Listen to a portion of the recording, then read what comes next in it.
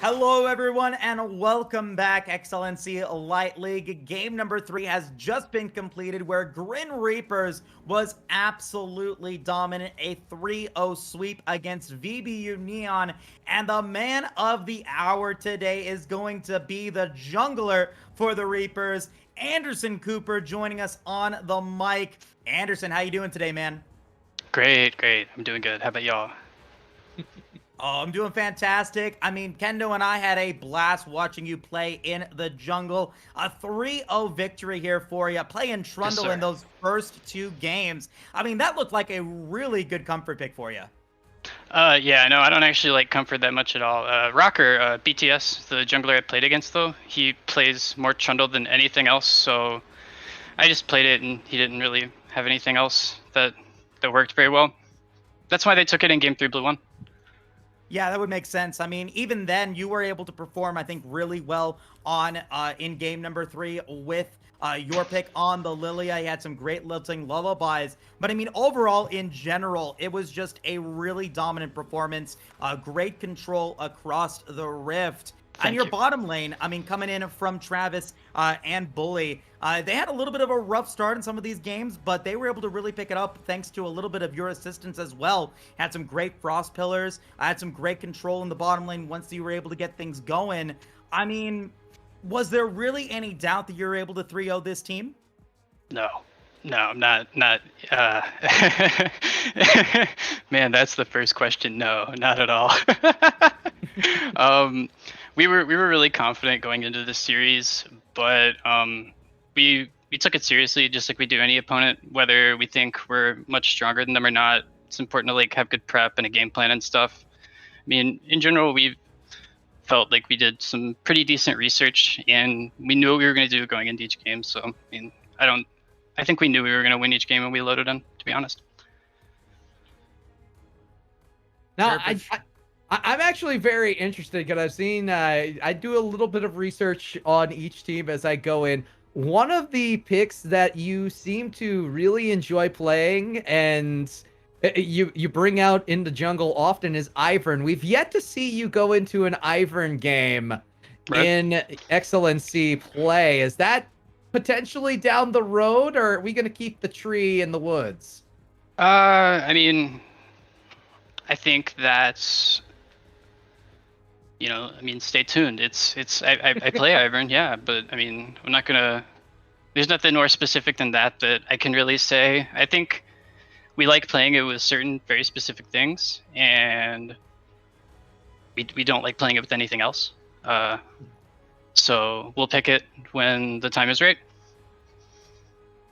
I think what Kendo's trying to say is that he would love to see it. I mean, I it would would be love to see I'll it. great. Exactly. I'll do what I can for you. I got a new super fun build with Night Harvester. I'm working on with it. Oh, that would be fun to see, definitely for sure. I'm following that.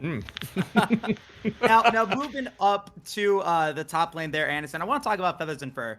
I mean, absolutely dominant on the Alawi. Played a really good game with the Urgot as well. I mean, overall, we've seen Feathers and Fur, I think, perform exceptionally well as a top laner. We sure have, yeah. Not really getting into like strategy wise or anything like that. I mean, everyone on your team feels like they've really molded well together. How's the synergy been moving into week number 3? Has it improved a little bit, or are you feeling like you're getting to a point where it's like peaking? I mean, in general, I feel like our synergy as players in like combat is really good when we all just got together. We're all just like pretty smart. We have experience and that type of stuff. But something that I noticed is improving is just decision making. I think it still could have been way better this week, but the one area where that type of like team environment, the team ability, where we're kind of bringing it back is absolutely in our decision making as a group. Everybody's starting to step up now. I feel like before calls were kind of handled by one person or two people. Not even like a specific person, but just kind of like we'd go in. But now everybody is being vocal together. It's working really well. Hmm. Information is getting passed around, which um, makes my job easier than anything else. I mean, everybody just tells me what to do, and it normally has a 100% success rate. For sure, for sure. One final question for you, and then I'll pass it on to Kendo. Yes, sir. Just wanting to talk about, your guys' position standing wise, in terms of, Did Cape Dog win game 3? I don't actually know. We'll find that out here in just a second. But I want to talk about, your positions a little bit in terms of the MVP race. All 5 of your players now are, especially with the performance that you guys had today, definitely feeling like you guys are in the running to either be, first team or potentially even for that MVP chance. Is there really anything moving forward that are you guys really even worried about, your standings MVP wise or top 10 wise, or is it really making it into playoffs, getting into that top seed, or is it just all together? I played Trundle tonight, man. I don't care about MVP points at all. I just want to win a championship for real. That's it. I just want to have team success. At least me personally. I value that really, really highly. That's what's up. Doesn't look like, yeah, J-Dog just let us know. We do not know the game, Okay. game 3. Your predictions, though, what would you think? Oh, man. Those 2 teams could be anything. You guys know that as well as I do, since Yeah. you cast this league. But I don't know. It'd be nice if Cape Dogs won. I think we'd be in first if they did. I don't know. Go CDU. I don't know, man.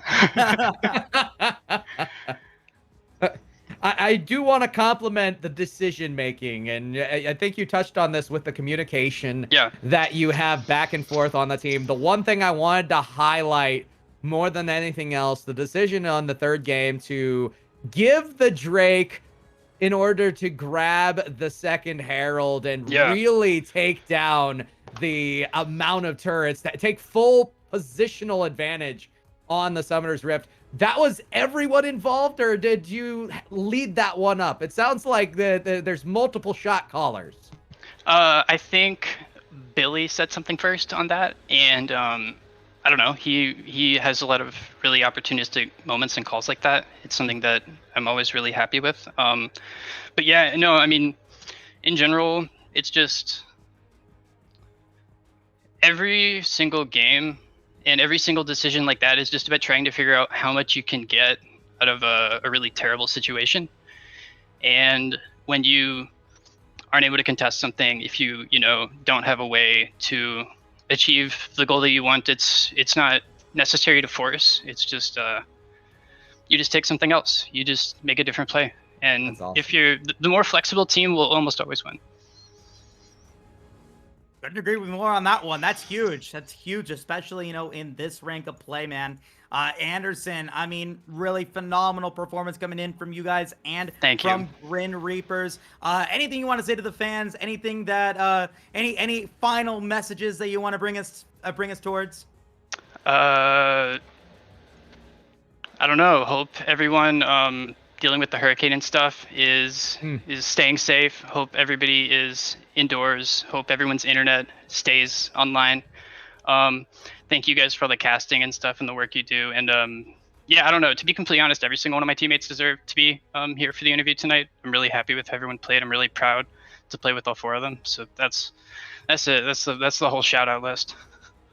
Absolutely, man. Well, best of luck to you. We're going to see you on the show match next week against the CB Stonk Squad. Wasn't this the show match? You're getting another one next week, my man. Bet. Another one next week. It's going to be a ton of fun for sure. So maybe we might see you or somebody else on your team here again next week. But regardless, you will. Thank you. Well, we'll see. We'll see. Thank you so much for the games, man. Really do appreciate you stopping by. It was a ton of fun, and congratulations. Great 3-0. Y'all stay safe. Thank you. All right, Kendo. I mean, that is a really good team captain, or a really good interview, I should say. Somebody who really appreciates his team. Billy's the captain. Somebody who really wants to be able to show his team that they can make it into playoffs and potentially win this championship. I think more than anything else, what we got out of that conversation is the fact that this is a team-oriented team. When you have multiple shot callers, everyone communicating and creating a opportunistic mentality, being flexible, it makes a team better. And that ended up being the overall difference between these 2 teams. Yes, VBU Neon are continuing to improve, but they can take what we just saw today as a goal to achieve, to make decisions like that clutch decision to give the dragon, to take the Rift Herald, and to completely devastate the state of the Rift for VBU Neon. That was, in my opinion, the play of the entire week, and it will likely continue to stay that way because of how well that call went.